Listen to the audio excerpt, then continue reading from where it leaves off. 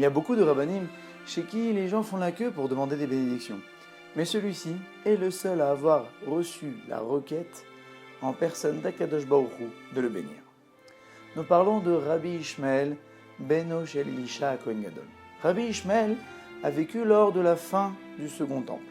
Cela se situe à peu près au début de l'ère vulgaire. Lui-même était un Kohen Gadol, un grand prêtre. Il est vrai que lors de la période du Second Temple, les grands prêtres n'étaient pas forcément méritants puisqu'ils soudoyaient la royauté pour pouvoir avoir le titre de Kohen Gadol alors que normalement ils devaient le mériter par leur propre mérite et leur propre qualité. Par contre, Rabbi Ishmael avait oui ses mérites pour devenir Kohen Gadol, c'était un très grand juste. Sa naissance est assez particulière. Le père de Rabbi Ishmael, Elisha, était lui-même Kohen Gadol et aussi un grand juste, n'avait pas d'enfant.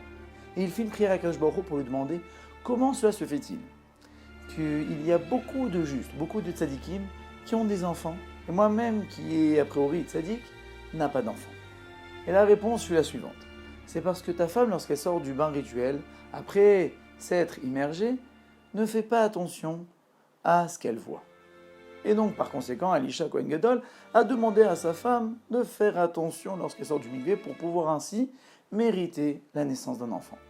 Et comme toute bonne chose n'est pas forcément facile, lorsque sa femme alla se tremper dans le mikvé et en est sortie, elle a rencontré un lépreux à Metzora. Donc là, elle s'est dit, c'est raté, et elle est repartie se retremper. Et lorsqu'elle est sortie une deuxième fois, elle a rencontré un cochon. Deuxième échec.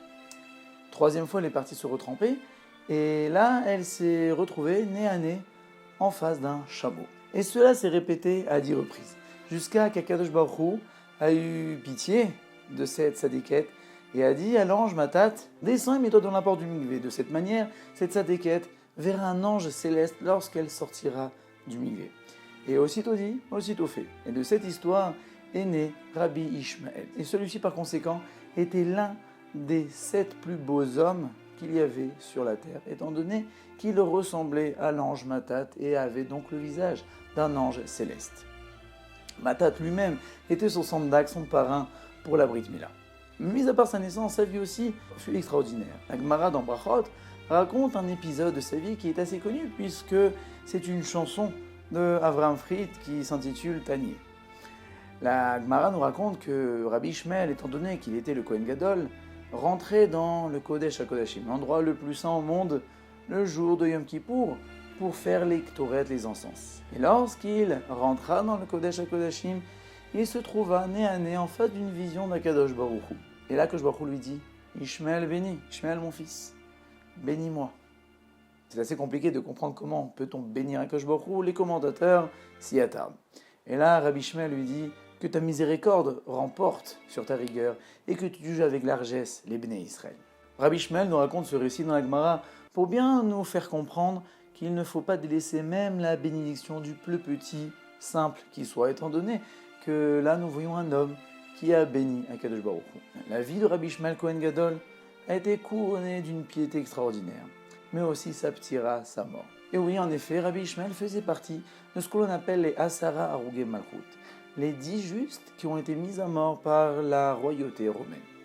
Le récit est le suivant. Akadosh Baruch Hu mit dans la tête du César romain à l'époque d'étudier un peu la Torah pour savoir ce que dit la Torah. Et lorsque le César est tombé sur le fameux récit où les frères de Yosef ont vendu Yosef, et il est écrit dans la Torah que tout celui qui vend un autre juif est passible de mort. Donc là il se dit, attendez, les frères de Yosef ont vendu leur frère, mais n'ont pas reçu de punition. Donc là, il appela les 10 plus grands sages de la génération, dont faisaient partie Rabbi Ishmael et Rabbi Akiva et d'autres grands rabbinis. Et là, il leur a dit, qu'est-ce qu'il est écrit dans la Torah au sujet de celui qui vend son frère? Et là, les rabbinis m'ont répondu, il est passible de mort. Et là, il leur a dit, et les frères de Yosef, ont-ils été punis? Et donc, par conséquent, vous allez être punis à leur place. Et là, les rabbinis m'ont dit, donne-nous 3 jours pour nous concerter, pour méditer à cela, pour voir si nous méritons vraiment cette mort. Et Rabbi Ishmael, étant donné qu'il était habitué à tout ce qui était Kabbalah et au domaine des anges, a prononcé le nom divin pour monter au ciel, pour scruter la vie d'Akadosh Baruch Hu à ce sujet-là, est-ce qu'ils étaient vraiment passibles de mort? Et lorsqu'il est monté, les anges lui ont répondu oui. Vous êtes les 10 sages qui allaient expier la foi des frères de Yosef. Et oui, jusqu'à maintenant, il n'y a aucune génération qui ont eu le mérite d'avoir dit aussi grand sage. D'après certains, eux-mêmes étaient les Gilgulim, les réincarnations, les Dishvatim des 10 tribus. Et lorsque le César a commencé à mettre à mort ces 10 justes, il a commencé par Rabbi Ishmael et Rabban Shimon ben Gamliel. Il a tiré au sort pour savoir qui d'entre ces deux-là allait mourir en premier, et le sort est tombé sur Rabban Shimon ben Gamliel. Et lorsque Rabban Shimon ben Gamliel a été mis à mort, Rabbi Ishmael a poussé un cri qui a remué le ciel. Le Zohar dit que ce cri que Rabbi Ishmael a crié résonne encore dans les cieux jusqu'à qu'Akadosh Baruch Hu ait accompli la vengeance d'exterminer les nations qui ont fait du mal au peuple d'Israël. Entre parenthèses, la question se demande comment cela se fait-il que ce cri-là a été si puissant. Et les commentateurs répondent et disent que Rabbi Ishmael de toute manière allait mourir. Il n'a crié à aucun moment pour sa propre personne. C'est un cri qui était 100% pour son prochain. Il avait de la peine pour son prochain. Et ce cri qui était 100% pour son prochain avait la puissance de pouvoir résonner encore jusqu'à maintenant. Et lorsqu'est venu le tour de Rabbi Ishmael, le César allait le mettre à mort, mais la fille du César, lorsqu'elle a vu de loin Rabbi Ishmael, qui était, comme on l'a dit, très très très beau, a demandé au César, s'il te plaît, papa, laisse-le en vie. Il est tellement beau, je voudrais qu'il reste en vie. Et là, le César a dit un décret, je ne pourrai l'effacer. Mais si tu veux, je peux lui enlever la peau de son visage, si tu le trouves tellement beau. Et cet acte cruel a été fait.